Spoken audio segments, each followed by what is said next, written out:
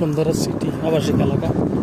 খেজুর গাছ কী পরিমাণ লাগাইছে এরা, রাস্তার মাঝখান দিয়ে সব খেজুর গাছ, খুব সুন্দর একবার পুরো সোজা রাস্তাটা পুরোটাই সব খেজুর গাছ মাঝখানে, সুন্দর লাগে। রাস্তা কত সুন্দর সাজাইছে, পাকা করে না, ইট দিয়ে দিছে ইট।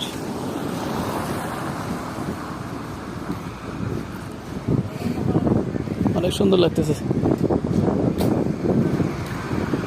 টাকা খরচ করে সুন্দর করছে বসুন্ধরা আবাসিক এরিয়া।